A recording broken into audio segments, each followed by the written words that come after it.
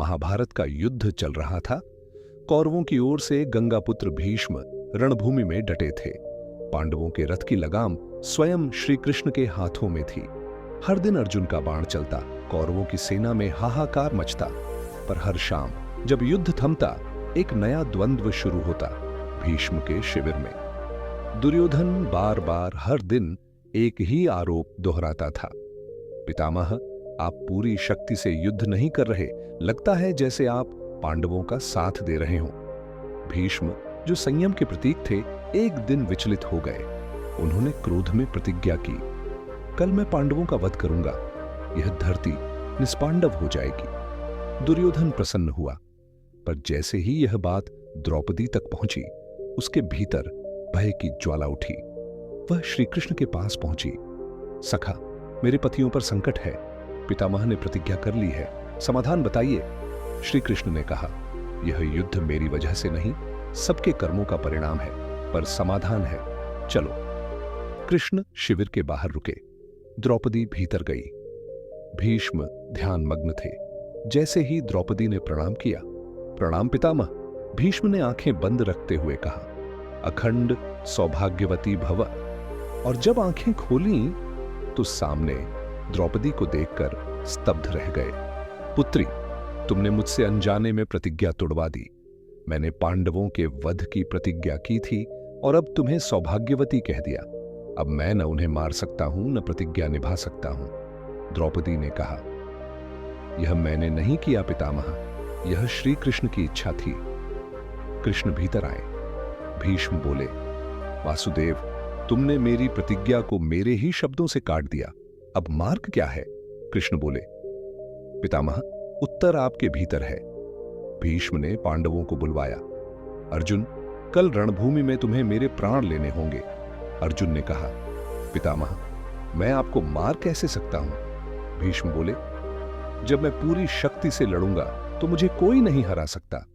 लेकिन एक युक्ति है, कल तुम मेरे सामने एक नारी को खड़ा कर देना, मैं उस पर अस्त्र नहीं उठाऊंगा। पांडव चकित रह गए।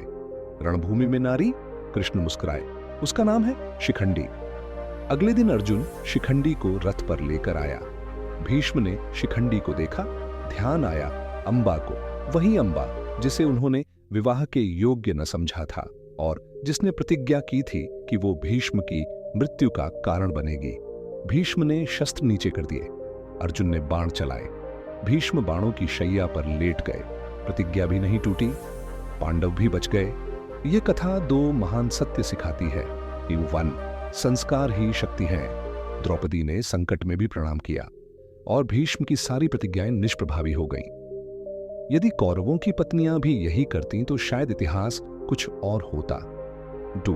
हर समस्या का समाधान होता है। जब सब ओर अंधकार था, श्री कृष्ण ने एक ऐसी राह खोजी जो किसी ने सोची भी नहीं थी। समस्या कितनी भी बड़ी हो, युक्ति, धैर्य और विश्वास से हर राह निकाली जा सकती है। दोस्तों, यही भारत की संस्कृति है, जहां धर्म भी है, समाधान भी और श्री कृष्ण जैसे मार्गदर्शक भी। और मित्रों, क्या आप जानते हैं, अगर द्रौपदी उस रात पितामह को प्रणाम न करती, अगर भीष्म से वह अखंड सौभाग्यवती भव का आशीर्वाद न निकलता, तो शायद इतिहास में पांडवों का नाम ही न होता। यह कोई युद्ध नहीं था, यह धर्म, बुद्धि और संस्कृति की टकराहट थी और विजय उसी की हुई जिसने संस्कार निभाए।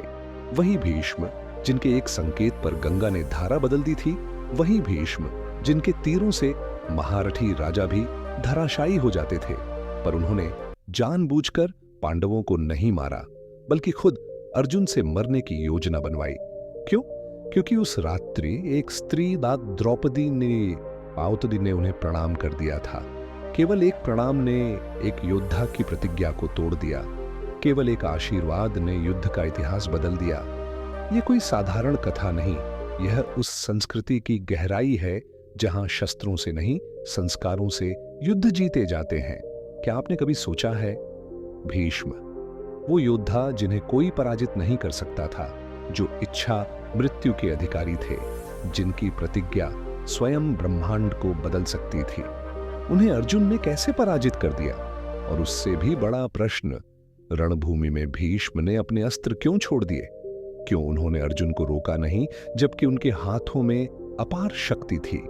इसका उत्तर है एक रहस्य, एक नारी और एक अधूरी प्रतिज्ञा। महाभारत का युद्ध समाप्त हो चुका था। धरती पर चारों ओर रक्त, राख और रुदन फैला था। कौरवों के सभी भाई मारे जा चुके थे और अब गंगापुत्र भीष्म बाणों की शैया पर शांत लेटे हुए थे। शरीर लहूलुहान पर आत्मा अडिग। शरीर बाणों से बींधा था लेकिन मृत्यु पास नहीं आ रही थी। क्यों? क्योंकि भीष्म को इच्छा मृत्यु का वरदान प्राप्त था। वो चाहते तो उसी दिन प्राण त्याग सकते थे, पर उन्होंने मृत्यु को रोका। उन्होंने समय को रोक दिया। लेकिन सवाल यह था, वो किसका इंतजार कर रहे थे? सब सोचते रहे, शायद उत्तरायण का, शायद सूर्य के उत्तर दिशा में जाने का। पर बहुत कम लोग जानते हैं, भीष्म केवल समय नहीं, किसी विशेष आत्मा के दर्शन की प्रतीक्षा कर रहे थे। एक दिन श्री कृष्ण स्वयं उनके पास आए। भीष्म ने धीमी मुस्कान के साथ पूछा, वासुदेव, क्या आप मेरी मृत्यु के लिए आए हैं? कृष्ण बोले, नहीं पितामह, मैं आपकी मुक्ति के लिए आया हूं। मृत्यु तो आपके अधीन है, पर मुक्ति केवल ज्ञान से मिलती है। भीष्म की आंखों में चमक आ गई। तब श्री कृष्ण ने उन्हें धर्म, नीति, राजनीति, समाज और मोक्ष का रहस्य बताना शुरू किया। वही संवाद जो बाद में भीष्म नीति के नाम से प्रसिद्ध हुआ। कथा कहती है, जब श्री कृष्ण बोल रहे थे तो समय जैसे थम गया था। कुरुक्षेत्र में हवा भी स्थिर थी। सभी देवता और सिद्धगण आकाश से इस दृश्य को निहार रहे थे, क्योंकि यह वो क्षण था जब एक मनुष्य जो मृत्यु को जीत चुका था, स्वयं नारायण से ज्ञान ले रहा था। जैसे ही श्री कृष्ण ने अपना उपदेश पूर्ण किया, भीष्म ने कहा, अब मैं जान गया हूं, जीवन क्या है, धर्म क्या है और मुक्ति का द्वार कहां खुलता है। और फिर भीष्म ने सूर्य की ओर देखा, हाथ जोड़कर प्रणाम किया और एक मंत्र बुदबुदाते हुए शांति से प्राण त्याग दिए। कोई युद्ध नहीं, कोई शोर नहीं, केवल मौन। ऐसी मृत्यु जो स्वयं मृत्यु को आदेश देकर आई हो। इस कथा का रहस्य क्या है? सत्य यह है कि भीष्म केवल एक योद्धा नहीं थे, वो काल को समझने वाले पुरुष थे। उन्हें झांक था कि मृत्यु तो सरल है, पर सही समय पर जाना वही असली ज्ञान है। भीष्म ने यह सिद्ध किया कि जो जीवन भर धर्म का पालन करता है, उसे मृत्यु से नहीं, मोक्ष से जुड़ने की चिंता होती है।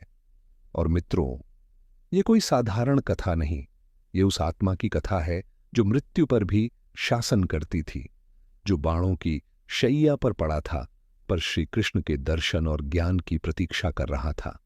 और इसीलिए भीष्म की मृत्यु सिर्फ मृत्यु नहीं थी, वह एक रहस्यमयी मुक्ति थी।